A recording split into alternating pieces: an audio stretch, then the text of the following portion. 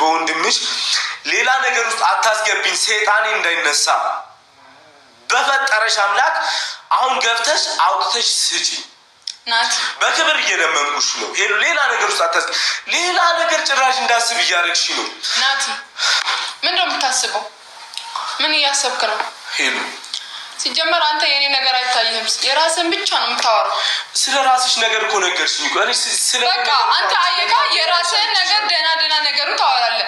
የሰው ሲሆን ለአንተ ኔጌቲቭ ነገር ብቻ ነው የሚታይ ካለ እኔ መጥፎ ሰው ነኝ። በቃ ተይኝ። በቃ እሱ እኔ ምንም የምሰጠው ፓስፖርት የለም አለቀ። በቃ ምንም ነገር የለም። ምንም የምሰጠው ነገር የለም። ከዚህ በኋላ ምንም እንድጠይቀኝ አልፈልግም። አለቀ በቃ። ምንም የምሰጠው ነገር የለም። ታገስኩሽ፣ በጣም እየታገስኩሽ ነው ሄሉ። በክብር በፍቅር እያወራሁሽ ነው፣ ሌላ ነገር አይደለም። በቃ አለቀ ናቲ። እንዲህ በቀላሉ ዝም ብለህ ተነስተህ የምትሄድበት የትም ቦታ የለም። አለቀ በቃ። ሳንጨርስ መጨረሻውን ሳላይ የትም አትሄድም። አንቺ ስላልሽ አይደለም፣ አንቺ አይደለሽ የምታስቀሪኝ ሄሉ።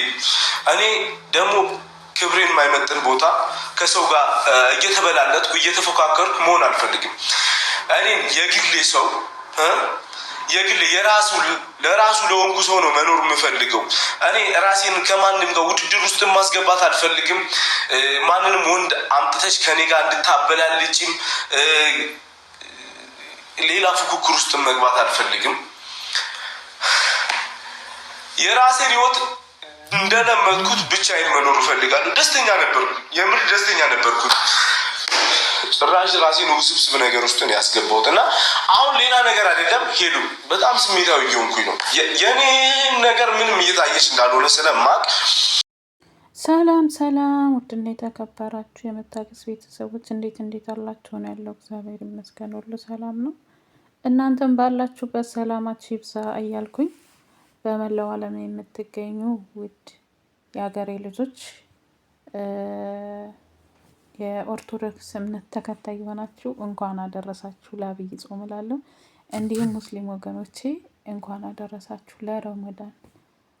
እግዚአብሔር አምላክ በሰላም እንዳስጀመረን በሰላም ያስጨርሰን የሁለታችንም እላለሁኝ። ያው ይቅርታ ከወዲህ በፊት ነበር ማለት የነበረብኝና ግን አላልኩም እና የመጣሁበት እንግዲህ ካያችሁት ማለት ነው ሄሉና ናቲ ሁለቱም ስሜታዊ ሆነው ነው እያወሩ ያሉት ማለት ነው። ማለት አንደኛቸው ቀዝቀዝ ቢሉ የሆነ ሁለቱም የሚፈላለጉ ናቸው፣ ግን ሁለቱም አንድ አይነት እልክ ውስጥ የገቡት ሁለቱም ናቸው እና ነገርን መፍታት እንደዚህ እኮ ነው ሳይሆን ተረጋግቶ በመደማመጥ ልክ እንደ ትልቅ ሰው ቁጭ ብሎ ነው እንጂ እሷም ልክ እሱን ለማናደድ እሱም እሷን ለማናደድ ሲሉ የባሰ ነገሩ እየባሰ ነው የሚሄደውና ነገሩን አቀዝቅዘውት መጨረስ ያለባቸውን ነገር በንግግር አምነው ቢፈቱት ሁሉም ነገር ቀላል ነው። ግን እንደዚህ እሱን ለማናደድ ሄለን የምትሄድበት ናቲም የሚሄድበት ይሄ ተገቢ አይደለም። እዚህ ጋር ያለችው ሄሉ እኔ ፍላጎት ቢኖርህ እንድሄድ አትፈቅድልኝም ብላለች። አንድን ሰው የሚወዱት ሰው እስከ መጨረሻው እስከ ጥግ መሄድ አለበት። ግን ደግሞ አንዳንዴም እውነት ለመናገር ከሆነ ሄሉ በጣም እልከኛ አለባት።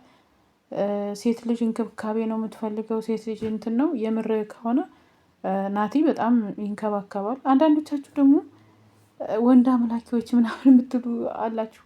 አይደለም እኮ የሁሉም አለው። ግን እዚህ ጋር እኔ ሄሉን ጠልቻታለሁ። ሄሉን በጣም ነው የምወዳት፣ ብዙ ነገር እንዳሳለፈች አውቃለሁ። ግን ደግሞ አንዳንዴ ነገሮችን ለማብረክ ከፈለጋችሁ ናቲን የምትፈልገው ከሆነ ነገሩን ለማቀዝቀዝ እልክ ሳይሆን በቃ የሆነ ልክ ግራ ተጋባችሁ ሳይሆን ረጋ ብላችሁ ነው ነገሮችን መፍታት የምትችሉት ማለት ነው። እና እኔ እንደዛ ነው የማምነው።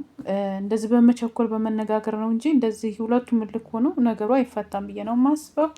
ውድ ቤተሰቦች እናንተ ሀሳብ አስተያየታችሁን አስቀምጡ። ወዳችኋለሁ። መልካም ጊዜ